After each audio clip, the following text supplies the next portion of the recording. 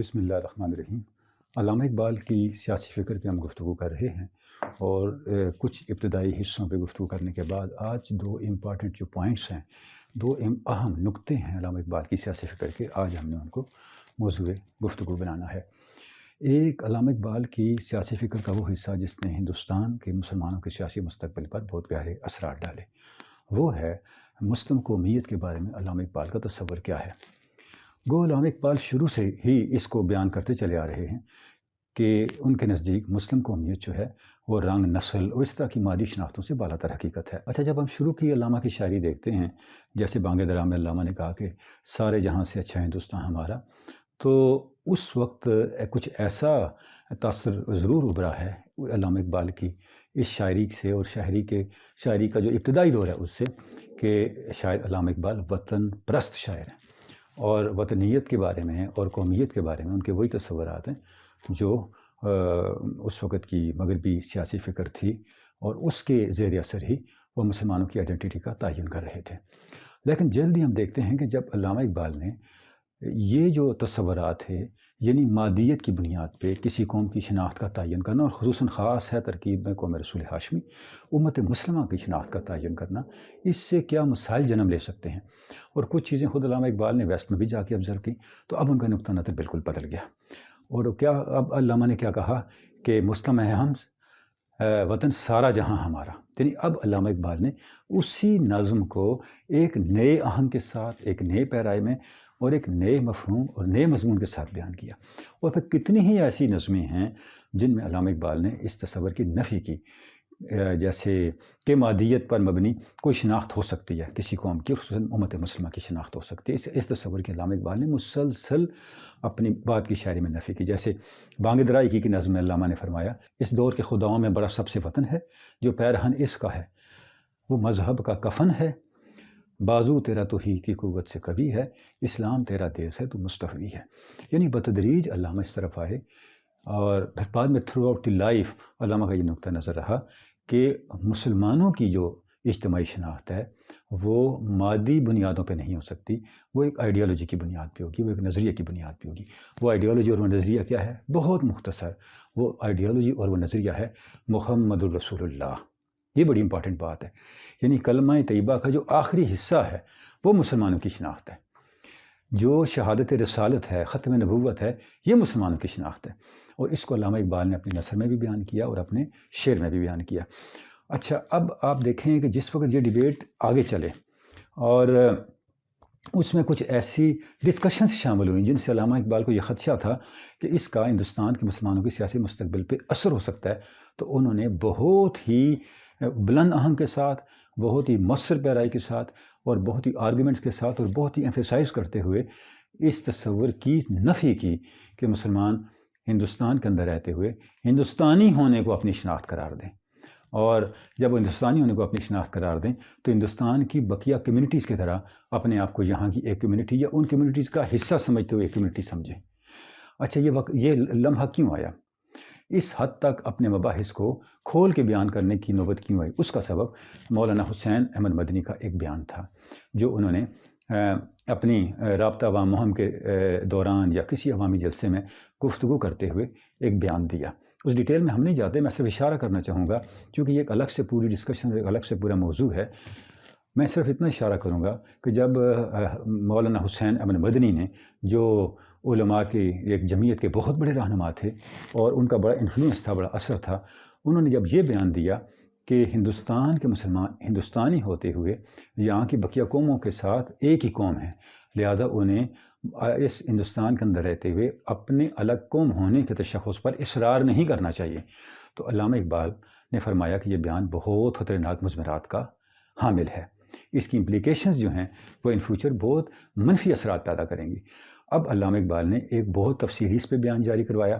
اچھا، یہ علامہ اقبال کے انتقال سے آپ کہہ سکتے ہیں کہ مہینہ سوا مہینہ پہلے یہ بیان شائع ہوا۔ یہ لاہور کا تھا روزنامہ احسان، اس میں 9 مارچ 1938 کو علامہ اقبال کا ایک تفصیلی مضمون چھپا جو علامہ اقبال نے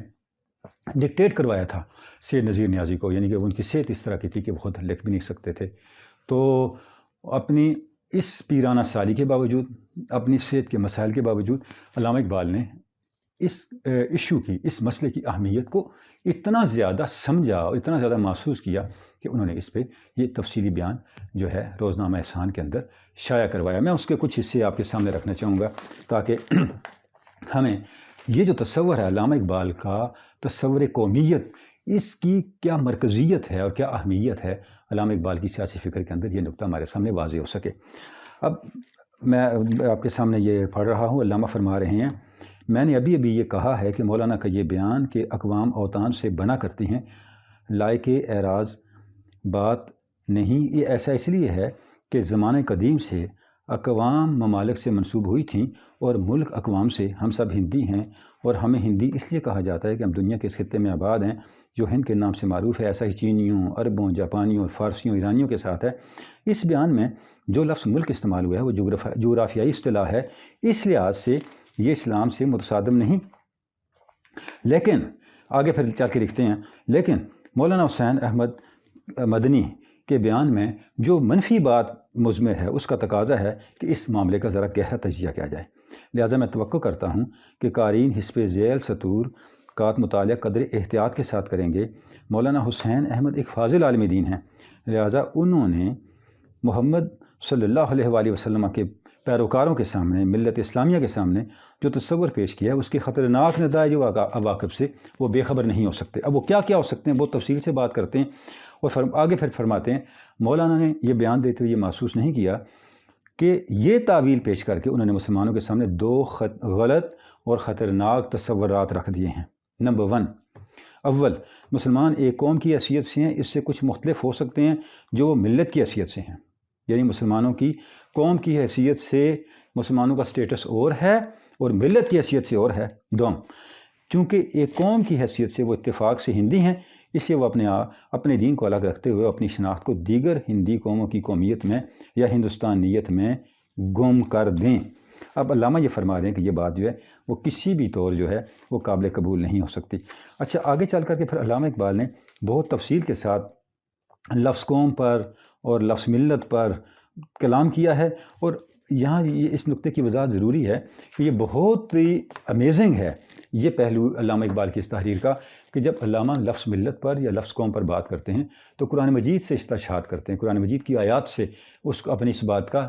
کی دلیل فراہم کرتے ہیں، اور قرآن مجید میں جہاں جہاں پر ملت اور قوم کے تصور کو، امت کے تصور کو ڈسکس کیا گیا ہے،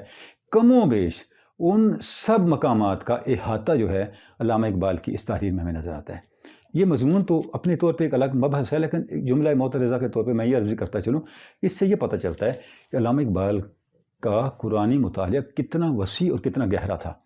ظاہر ہے وہ ایک وقتی ضرورت کے تحت، ایک ہنگامی ضرورت پیش آ گئی، اس کے تحت وہ ایک تحریر جو ہے وہ لکھ رہے تھے اور اپنا موقف دے رہے تھے۔ وہ باقاعدہ پہلے سے پلان کر کے کوئی اسلام کے تصور قومیت پر تحقیقی مقالہ نہیں سپرد قلم کر رہے تھے۔ ایک وقتی اور ہنگامی ضرورت کو، مسئلے کو ایڈریس کرنے کے لیے علامہ اقبال نے ایک تحریر لکھی،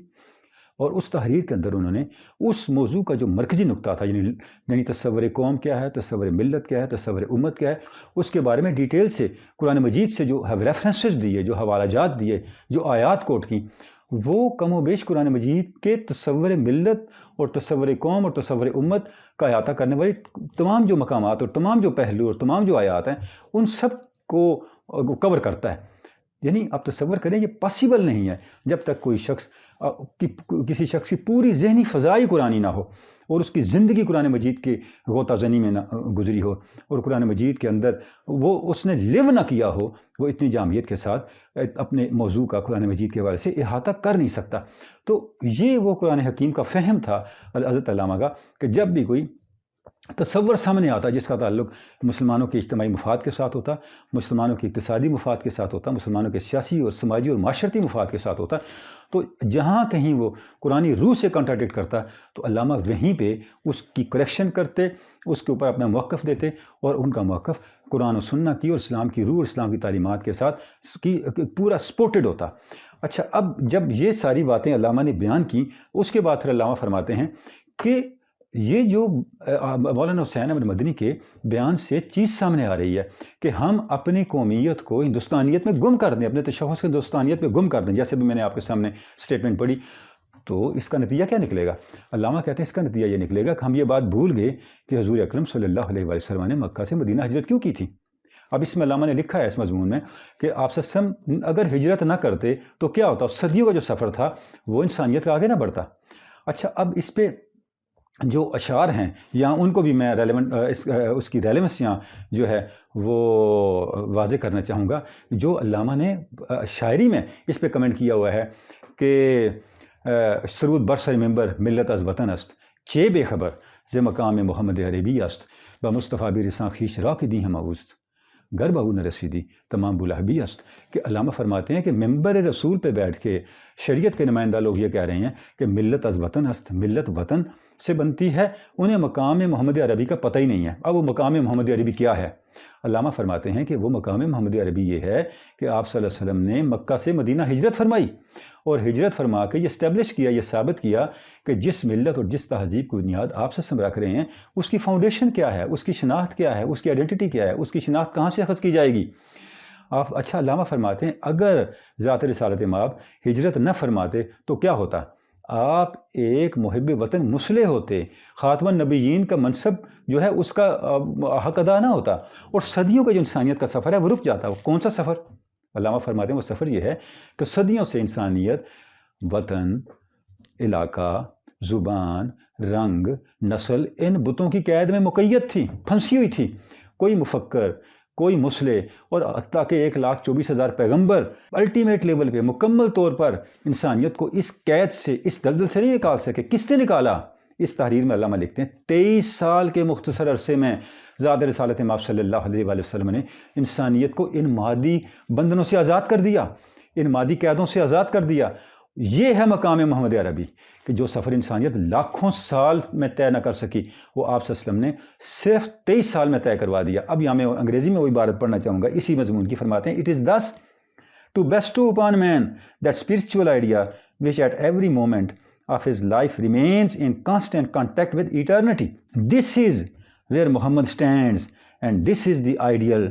of the Muslim community. فرماتے ہیں کہ یہ جو spiritual idea ہے کہ انسانیت جو ہے ان حدود سے بالا تر ہے۔ انسانیت کی بنیاد، انسانیت کی وحدت کی بنیاد ایک روحانی اصول ہو سکتا ہے۔ اس کی بلیسنگ کیا ہے؟ اس کی بلیسنگ یہ ہے کہ جیسے ہی ہم اس اصول کو اختیار کرتے ہیں تو یہ اصول ہمیں مادیت سے اور فنا سے اٹھا کے ایٹرنیٹی کے ساتھ، ذات حق کے ساتھ واصل کر دیتا ہے، اور الخلق عیال اللہ کا معنی ہم پہ منکشف ہوتا ہے، اور اس کے نتیجے میں جتنی صدیوں کی خون ریزیاں ہیں، جنگیں ہیں، اور ایک دوسرے کا خون بہانا ہے، ایک دوسرے کے اوپر چڑھائیاں کرنے کا جو ہمارے ہاں صدیوں کی تاریخ بھری پڑی ہے، اس کا دروازہ بند ہو جاتا ہے۔ فرماتے ہیں this is where Muhammad stands, this is where Muhammad stands and this is the ideal of the Muslim community. یہ ہے مقام محمد عربی، اور یہ ہے وہ منزل جس تک ملت اسلامیہ نے پہنچنا ہے۔ پہلے اپنے ایک اجتماعی شناخت کو ایک حقیقت میں ڈال کے، ایک الگ وطن کی صورت میں، اور پھر وہاں پہ اس اصول کو پریکٹیکلی ڈیمانسٹریٹ کر کے انسانیت کے سامنے ایک رول ماڈل قائم کر کے انسانیت کو اس اصول پہ لے کے آنا ہے تاکہ صدیوں کا خون خرابہ جو ہے وہ ختم ہو۔ اب دیکھیں کہ یہ جو علامہ کا تصور ہے مسلم قومیت کا، یہ تصور نہ صرف مسلمانوں کی بقا کے لیے ضروری ہے بلکہ اس تصور کی حقیقی وضاحت خود انسانیت کی طرف سے مسلمانوں پہ قرض ہے۔ انفارچونیٹلی ہم آج تک اس قرض سے عہدہ برآ نہیں ہو سکے، کیونکہ الحمدللہ پاکستان تو بن گیا، اور علامہ اقبال کے افکار کو قائد اعظم کی قیادت میں مسلمانان ہند نے ایک مادی شکل تو دے دی، لیکن اس مادی شکل کا تسلسل قائد اعظم علامہ اقبال کے افکار کے مطابق آگے نہیں ہو سکا، تو کرنے کی ضرورت یہ تھی۔ اچھا، آپ دیکھیں اس مضمون کا جو اینڈ علامہ نے کیا وہ یہ کیا، اگر مجھے آزادی مل جائے اور الگ ملک بھی مل جائے، مفہوم عرض کر رہا ہوں، لیکن وہ ان اصولوں پہ نہ ہو جو روح قرآن ہے، جو روح پیغمبر رسالت مآب صلی اللہ علیہ وسلم ہے، ان کے پیغام کی روح ہیں، ان پہ نہ ہو، تو پھر ایسی آزادی کے لیے جدوجہد کرنا،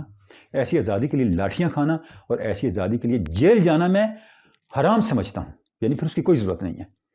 ملا کو جو ہند میں سجدے کی اجازت، ناداں یہ سمجھتا ہے کہ اسلام ہے آزاد۔ تو علامہ کہہ رہے ہیں یہی کچھ یہاں ہے، وہی کچھ الگ ملک میں بھی ہوگا، تو پھر میری ساری جدوجہد بیکار چلی گئی۔ تو یہ جو تصور تھا علامہ اقبال کا، ایک مسلم قومیت کا تصور، یہ تصور بیان کیے بغیر اور اس تصور کو ایلابوریٹ کیے بغیر، اس کو انڈرسٹینڈ کیے بغیر اور اس کو پریکٹیکل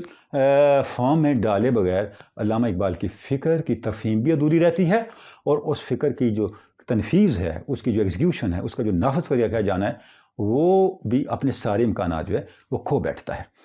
اچھا، اس کے بعد جو اگلا جو بڑا امپورٹنٹ نقطہ ہے اس کا، وہ ہے روحانی جمہوریت کا تصور۔ یعنی جب علامہ نے یہ کہہ دیا کہ یہ جو آئیڈینٹی ہے مسلم کمیونٹی کی، وہ ایک اسپریچول پرنسپل پہ کھڑی ہے، وہ اسپریچول پرنسپل جو اس کو میٹیریلزم سے اٹھا کے ایٹرنیٹی کے ساتھ کنیکٹ کر دیتا ہے، جب یہ بات کہہ دی تو اس کے بعد پھر جو سسٹم آئے گا، وہ سسٹم کیا ہوگا؟ وہ سسٹم بھی روحانی جمہوریت کا حامل ہوگا، اسپریچول ڈیموکریسی کا حامل ہوگا۔ اچھا، اب میں تھوڑی سی اس کی وضاحت کرنا چاہوں گا،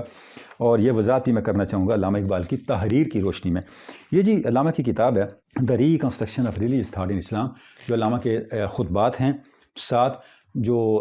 آپ یہ کہہ سکتے ہیں کہ یہ خطبات جو جدید مسلم علم الکلام ہے، مسلمانوں کی جدید روحانی، سیاسی اور قانونی، مذہبی، سیاسی، روحانی اور قانونی فکر ہے، اس کے لیے ہمیں ایک بنیاد فراہم کرتی ہے یہ کتاب، اور جو اس کی ایکسٹینشن ہے فیوچر میں، اس کو پاسٹ کے ساتھ کنیکٹ کرتی ہے یہ کتاب۔ تو اس کا جو چیپٹر ہے جی، چھٹا چیپٹر، جس کا ٹائٹل ہے، عنوان ہے the principle of movement in the structure of Islam. اسلام کی ساخت کے اندر، اسلام کی تعمیر کے اندر حرکت کا اصول یعنی اجتہاد،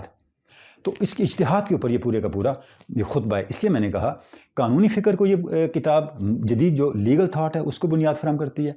جدید جو ریلیجیس تھاٹ ہے، جدید اسپریچول تھاٹ ہے، یعنی ایکسٹینشن آف ٹریڈیشن آف تصوف، اس کو بنیاد فراہم کرتی ہے، اور جو جدید پولیٹیکل تھاٹ ہے اسلام کی، اس کو یہ بنیاد فراہم کرتی ہے۔ اور یہ جو آئیڈیا ہے اسپریچول ڈیموکریسی کا، یہ اسلام کی، مسلم کمیونٹی کی جو ماڈرن پولیٹیکل تھاٹ ہے، اسی کا ایک بنیادی اصول ہے۔ اور یہاں اس بات کو بھی ہمیں فراموش نہیں کرنا کہ علامہ اقبال پہلے ہمارے مفکر ہیں جنہوں نے اسپریچول ڈیموکریسی کی اصطلاح استعمال کی ہے، اسپریچول ڈیموکریسی کے کنسیپٹ کو ایلیبوریٹ کیا ہے، اور اسپریچول ڈیموکریسی کے تصور کی وضاحت کرتے ہوئے اس کو کنیکٹ کیا ہے سسٹم کے ساتھ، اور بتایا ہے کہ اس کو کنیکٹ نہ کرنے کے نقصانات کیا ہیں، اس کو انڈرسٹینڈ نہ کرنے کے، اس کو اپنے عملی نظام کا حصہ نہ بنانے کے، یعنی اسپریچول ڈیموکریسی کو اور اسپریچول ڈیموکریسی کے اصول کو جدید جو مسلم پولیٹیکل سسٹم ہے اس کا حصہ نہ بنانے کے نقصانات کیا ہیں۔ ہم اپنی آئیڈینٹی، اپنی سروائیول، اپنا وجود، اپنا تسلسل سب کھو بیٹھیں گے، اور ایک سادہ پانی کی بوتل پہ آب زمزم لکھ کے خوش ہوتے رہیں گے، لیکن اندر کچھ بھی نہیں ہوگا۔ اب وہ ہے کیا تصور اسپریچول ڈیموکریسی کا؟ بہت مختصر میں اس کو ڈائریکٹ علامہ کی تحریر سے ایلیبوریٹ کرنا چاہوں گا۔ علامہ فرماتے ہیں، اچھا یہ جو خطبہ ہے اجتہاد کا، اس کا اینڈ اسپریچول ڈیموکریسی کا کنسیپٹ پہ ہو رہا ہے۔ علامہ فرماتے ہیں the Muslim on the other hand. اچھا، اس سے یہ بھی سمجھ لیں کہ اس خطبے کو اسپریچول ڈیموکریسی کے تصور پہ ختم کرنے کا مقصد کیا ہے۔ علامہ بتا یہ رہے ہیں، اصول اجتہاد آپ کو اپنے قانونی نظام کی تعبیر و تشریح کے اس ٹریک پہ چلاتا ہے جس کی منزل روحانی جمہوریت کا قیام ہے۔ علامہ فرما رہے ہیں the Muslim on the other hand is in possession of these ultimate ideas on the basis of a revelation۔ کہتے ہیں مسلمان دنیا کی ساری قوموں کے مقابل ایک ایسی ملت ہیں جو ان اصولوں کے مالک ہیں جو وحی سے حاصل ہوتے ہیں، which speaking from the inmost depths of life internalizes its own apparent externity۔ یہ وہ اصول ہیں جو زندگی کی جو ظاہری صورت ہے اس کی باطنی تشکیل کر دیتے ہیں۔ کیسے؟ زندگی کی گہرائیوں کے ساتھ، یعنی یہ اصول وہ ہیں جو زندگی کی گہرائیوں سے، زندگی کے مافِ ضمیر سے ہم سے کلام کرتے ہیں، اور پھر جو ہماری زندگی کی ظاہری پرداخت ہے، زندگی کی ہماری اجتماعی جو حیات ہے، حیات اجتماعیہ ہے، حیات اجتماعیہ ہے، ہمارا جو کمیونٹی سٹرکچر ہے، اس کی ظاہر کی بھی صورت گری کرتے ہیں یہ اصول، اور اس کی باطنی کی بھی جو صورت ہے اس کی بھی صورت گری کرتے ہیں۔ یہ اتنے جامع اصول ہیں۔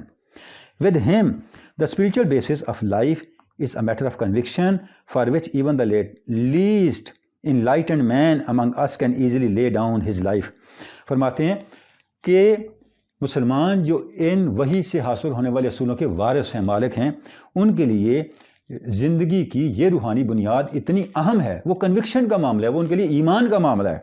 وہ اس کے لیے اپنی جان تک قربان کر سکتے ہیں، یعنی ان اصولوں کو محفوظ رکھنے کے لیے اور ان اصولوں کو نافذ کرنے کے لیے اپنی جان تک کی قربانی دے سکتے ہیں۔ And in view of the basic idea of Islam that there can be no further revelation binding on man، اور وہ آئیڈیا ہے کیا؟ وہ روحانی بنیاد ہے کیا جس کے لیے مسلمان جان بھی دے سکتے ہیں؟ وہ روحانی وہ اسپریچول پرنسپل ہے کیا جو زندگی کی گہرائیوں سے ہم سے کلام کرتا ہے اور زندگی کی ہماری جو حیات اجتماعیہ ہے، ہماری جو کلیکٹیو لائف ہے، اس کے ظاہر اور باطن کی ایکسٹرنل اور انٹرنل دونوں پہلوؤں کی صورت گری کرتا ہے، اس کو شیپ دیتا ہے؟ وہ اصول ہے کیا؟ علامہ فرماتے ہیں اصول یہ ہے کیا basic idea of Islam that there can be no further revelation binding on man. وہ اسپریچول پرنسپل یہ ہے کہ اب ذات رسالت امام صلی اللہ علیہ وسلم کے بعد کوئی وحی نہیں آئے گی جو انسان کے لیے بائنڈنگ ہو. اب آپ صلی اللہ علیہ وسلم کے بعد کوئی شخص یہ دعویٰ نہیں کر سکتا کہ میں آپ کے سامنے وہ اتھارٹی ہوں، اگر آپ مجھے تسلیم نہیں کریں گے تو آپ پھر دنیا اور آخرت کے ناکام ترین فرد ہوں گے، یا دنیا میں بھی خراب ہوں گے، آخرت میں بھی جہنم میں جائیں گے. یا آپ کے لیے یہ میری اس دعوے کو اس طرح ہی قبول کرنا ضروری ہے جس طرح آسمان سے آنے والی وحی کو قبول کرنا ضروری ہے. یعنی ختم نبوت کا تصور وہ بنیادی اصول ہے. فرماتے ہیں مسلمان خوش نصیب ہیں کہ انہیں ختم نبوت کی بنیاد حاصل ہے اپنی کولیکٹیو لائف کے لیے. اب اس نعمت کے ہوتے ہوئے we are to be spiritually one of the most emancipated peoples on earth. اس روحانی اصول کی موجودگی میں جب ہمارے پاس یہ روحانی اصول ہے کہ ہم ذات رسالت مآب کے بعد کسی کے غلام نہیں ہیں، اب ہمیں دنیا کی سب سے آزاد ترین قوم ہونا چاہیے. ہمیں سب سے زیادہ باحریت ہونا چاہیے. ہمارے شعور کو، ہمارے ضمیر کو، ہماری سوچ کو، ہماری فکر کو، ہمارے رویوں کو، ہمارے انفرادی اور اجتماعی بیہیویئر کو ہر طرح کی غلامی سے پاک ہونا چاہیے، ہر طرح کی غلامی سے آزاد ہونا چاہیے. آگے فرماتے ہیں early Muslims emerging out of the spiritual slavery of pre-Islamic Asia were not in a position to realize the true significance of this basic idea. فرماتے ہیں جو پہلے مسلمان تھے، ہمارے علاقے کے مسلمان، یعنی ایشیا کے مسلمان جو اسلام سے پہلے غلامی کی زندگیوں میں تھے، وہ اس قابل نہیں تھے، یعنی ان کا شعور ایسا نہیں تھا کہ وہ اس اصول کی حقیقی اہمیت کو سمجھ سکتے. اس کے بعد فرماتے ہیں let the Muslim of today appreciate his position. آج کے مسلمان کو اپنی اہمیت سمجھنی چاہیے. reconstruct his social life in the light of ultimate principles. ختم نبوت اور ختم نبوت سے ملنے والے حتمی اصولوں کی روشنی میں اپنی سوشل لائف کو ریکنسٹرکٹ کرنا چاہیے.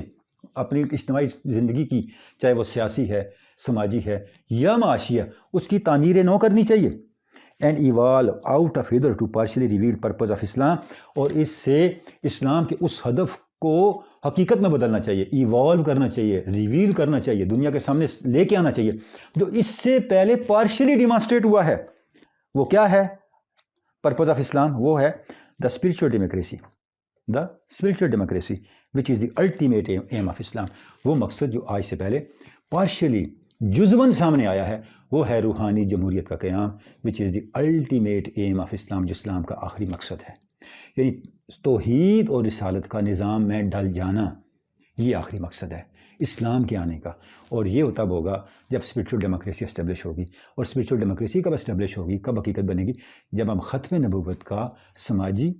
سیاسی، معاشرتی اور معاشی معنی سمجھیں گے کہ انسان اب صرف اللہ کی طرف سے آنے والی آپ صلی اللہ علیہ وسلم پر آخری وحی کا قیدی ہے، پابند ہے. اس کے علاوہ وہ کسی اور ازم، کسی اور نظریے اور کسی جھوٹے مدعی نبوت کا پابند نہیں ہے. تو اس تصور کو بھی جب ہم الابوریٹ کرتے ہیں، اس کو آگے لے کے چلتے ہیں، تو پھر ہمارے سامنے علامہ اقبال کی جو سیاسی فکر ہے اس کے جو پہلو ہیں وہ مزید نمایاں ہوتے ہیں. اب اس کی کچھ اور چیزیں بھی رہ گئی ہیں، کچھ چند نکات جن کو انشاءاللہ ہم اگلی گفتگو میں کور کریں گے.